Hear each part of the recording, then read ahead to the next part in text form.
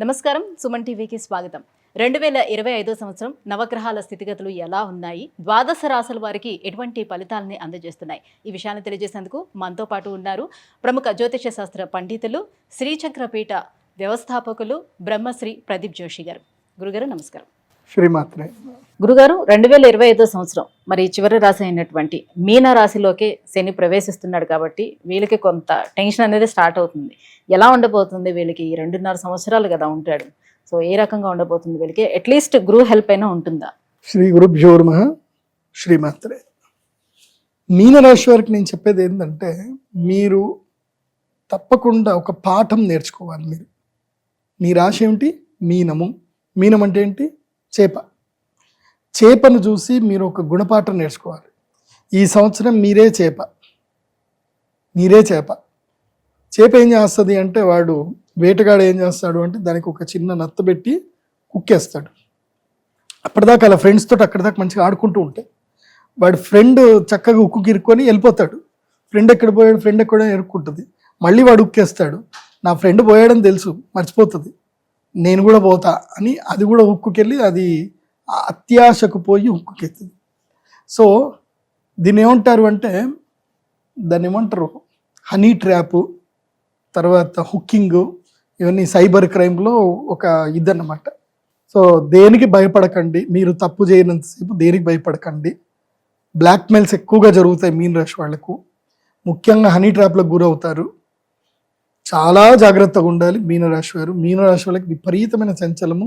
అందులో రేవతి నక్షత్రం వాళ్ళకైతే దండం పెట్టి చెప్తా, మీరైతే రేవతి నక్షత్రం వాళ్ళు ఎంత ప్రశాంతంగా ఉంటే అంత మంచిది.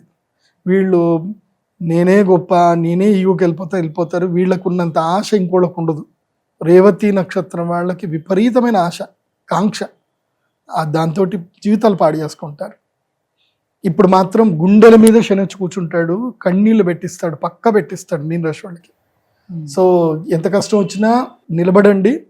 కానీ నేను చెప్పేది ఏంటంటే, అత్యాశకు వెళ్ళకండి. ఫైనల్గా నేను చెప్పాల్సింది ఏంటంటే, అత్యాశకు వెళ్ళకండి. ఇంత పెడితే అంత వస్తుంది, అంత పెడితే ఇంత వస్తుంది అని మాత్రం దయచేసి వెళ్ళకండి. కావాలంటే మీకు ఒక ఎగ్జాంపుల్ చెప్పాలంటే, సింపుల్ ఎగ్జాంపుల్, ఈ శివపుత్రుడు అని ఒక సినిమా ఉంటుంది. అందులోపల సూర్య హీరోయిన్ లైలా ఉంటుంది అనమాట. స్కూల్ బ్యాగు అన్ని పోగొట్టుకుంటుంది అనమాట. సేమ్ అదే సిచ్యువేషన్. ఆ హీరోయిన్ ప్లేస్లో మీనరాశి వాళ్ళు ఉంటారు, సూర్య ప్లేస్లో మోసగాళ్ళు ఉంటారు అనమాట.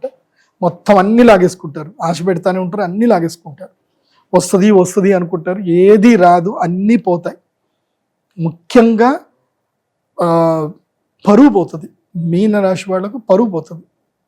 సో అలాంటి పనులు చేయకుండా చాలా జాగ్రత్తగా ఉండండి. పోయినా పెద్దగా సీరియస్ ఏం తీసుకోవద్దు. సో సమస్యలు అయితే ఉంటాయి. కానీ నేను మీన రాశి వాళ్ళకి చెప్పేది ఏంటంటే, గృహత్యాగము చేయవలసిన సమయం ఇది. ఇల్లు వదిలేయాలి.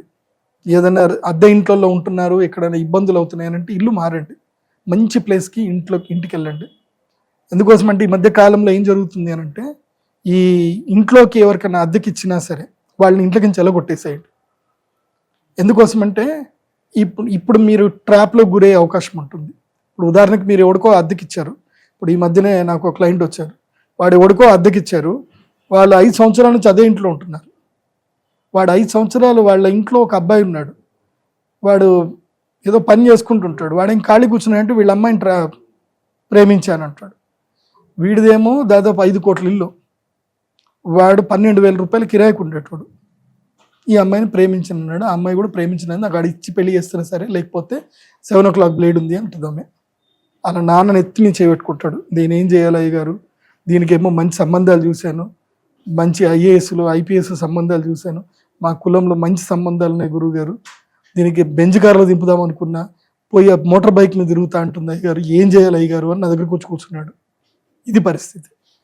సో నేనేమంటా అంటే, ఇది అందరికీ చెప్తున్నాను, ఓన్లీ మీన రాశి అని కాదు, ఇప్పుడు మీన రాశి వాళ్ళకి ఇది ఎఫెక్ట్ రాబోతుంది. కాబట్టి ఎప్పుడైనా ఇంటికి ఎవరికైనా, మనం ఇంట్లో ఉంటే, మన పిల్లలతోటి మన సంసారంతో ఇంట్లో ఉంటే, ఇంటికి ఎవరికైనా అద్దెకిస్తే వాళ్ళని 8 నెలలకైనా 10 నెలలకన్నా ఎక్కువ ఉంచకండి, నెట్టేయండి, బయట పంపించేసి.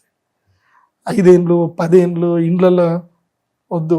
వాళ్ళు ఏదో ఒకటి నెగిటివ్ చేశారనుకోండి, మొత్తం కుటుంబం అంతా ఏడ్చుకుంటూ కూర్చోవాలి. బావా అనుకుంటూ ఇంకా చెప్పాను, ఇంకా ఏం చెప్పాలి, ఇంకా బావా బావా పన్నీరు, బావని పట్టుకొని తన్నీరు అన్నట్టు మొత్తం లాగేస్తారు, అశాంతం లాగేస్తారు. చాలా జాగ్రత్త. ఓకే. సో ఎక్కువగా మోసపోయే అవకాశాలు బాగా ఎక్కువగా భయంకరంగా ఉంటుంది. మోసపోతారు. ఈ సంవత్సరం ఎవరైనా మోసపోతారు అంటే అది మీనరాశి, మేషరాశి, అదే విధంగా వృశ్చిక రాశి. వీళ్ళు మోసపోవడానికి రెడీ ఉన్నారనమాట. రెండు రెండు రెండు రెండు రెండు రెండు మేము మోసపోతాం రెడీ అని. ఈ మధ్య ఫోన్ చేసినప్పుడు కూడా సైబర్ నేరగాళ్ళు మీకు ఫోన్ చేస్తారు, మీకు అది ఇది అని చెప్తారు. ఏది నమ్మకండి. సేమ్ నేను కూడా అదే చెప్తున్నా మీకు. మరి ఇంకెలాంటి పరిహారాలను పాటించుకోవాలి కాస్త మనశ్శాంతిని పొందేందుకైనా? ఏముంది, తిన్నామా పడుకున్నామా తెల్లారిందా, దానికి ముందు ఎక్కువ పెద్ద సీరియస్ అవ్వద్దు. సినిమాలు మంచిగా చూడండి, హ్యాపీగా నవ్వుకోండి. ఓకే, ఎంత వీలైతే అంత నవ్వుకోండి, ఎంత టైం పాస్ చేస్తే అంత టైం పాస్ చేయండి, పని చేయండి. కానీ ఎక్కడ పెట్టుబడులు పెట్టకండి, ఎవరిని నమ్మకండి. మెయిన్గా ఏంటంటే ఈ రాజశ్యామలాదేవి అమ్మవారి యాగం చేసుకోండి. శని కొంచెం సైలెన్స్ అవుతాడు. మీరు కూడా పంచభూత శివలింగ దర్శనం చేసుకోండి. తిరుపతి తప్పకుండా కొండెక్కండి. మోకాళ్ళ పర్వతము కనీసం 18 మెట్లైనా సరే మోకాళ్ళతో ఎక్కండి. బట్ట కట్టుకొనైనా ఏదైనా సరే మోకాళ్ళ పర్వతం 18 మెట్లైనా మోకాళ్ళతో ఎక్కండి. ఆ వెంకటేశ్వర స్వామి దగ్గరికి వెళ్ళండి, అహంకారం వదిలేయండి, తుంబురు తీర్థం వెళ్ళండి, స్నానం చేయండి, ధ్యానం ఎక్కువగా చేయండి. ఇది చేస్తే చాలు. నేను ఇప్పుడు చెప్పేది ఏంటంటే అందరికీ, ద్వాదశ రాశుల వాళ్ళందరికీ చెప్పేది ఏంటంటే మన అదృష్టము, మనం ఇప్పుడు బతికున్నాము అంటే 144 సంవత్సరాలకు ఒకసారి కుంభమేళా వస్తుంది, మహాకుంభమేళా వస్తుంది ప్రయాగ్రాజ్లో. కాబట్టి 144 సంవత్సరాలకు వచ్చే మహాకుంభమేళ చాలా అదృష్టవంతమైంది. అక్షయ తృతీయ వరకు శక్తి ఉంటుంది అక్కడ. కాబట్టి జనవరి 13వ తారీఖు మొదలు అక్షయ తృతీయ వరకు, మే వరకు, ఈ మధ్యలో ఎప్పుడైనా సరే వెళ్ళి చక్కగా ప్రయాగరాజులో స్నానం చేసి, అక్కడ ప్రయాగరాజులో చక్కగా మీ యొక్క పితృదేవతలకు వాళ్ళందరికీ పిండ ప్రదానాలు ఏమైనా చేసి, అక్కడ నుంచి అయోధ్య రాముని దర్శనం చేసుకొని, అక్కడ నుంచి కాశీకి వెళ్ళి కాశీ విశ్వేశ్వరుని దర్శనం చేసుకొని ఒక టూర్ వెళ్ళి రండి. అందరూ కూడా టూర్ తప్పకుండా వెళ్ళరండి. ఈ సమ్మర్లో వెళ్ళండి, ఎట్లా సమ్మర్ ఖాళీ ఉంటుంది కాబట్టి. ఎగ్జామ్స్ అయిపోయిన తర్వాత అందరూ కూడా తప్పకుండా వెళ్ళండి. కొంచెం క్రౌడ్ ఎక్కువగా ఉన్నప్పుడు వెళ్ళకండి. ఏదో మళ్ళీ ఈ మధ్యనే చూసాం స్టాంపేడ్స్ అయ్యాయి, అక్కడైతే భయంకరంగా క్రౌడ్ ఉంటుంది కాబట్టి చాలా జాగ్రత్తగా వెళ్ళండి. ప్రయాగ్రాజ్లో దాదాపు ఒక 50 కిలోమీటర్ల వరకు మొత్తం పుష్కర ఘాట్లే అన్నీ కూడా. కాబట్టి ఎక్కడ అనుకూలం అంటే అక్కడ పుష్కర స్నానం చేయండి, జాగ్రత్తగా వెళ్ళి రండి.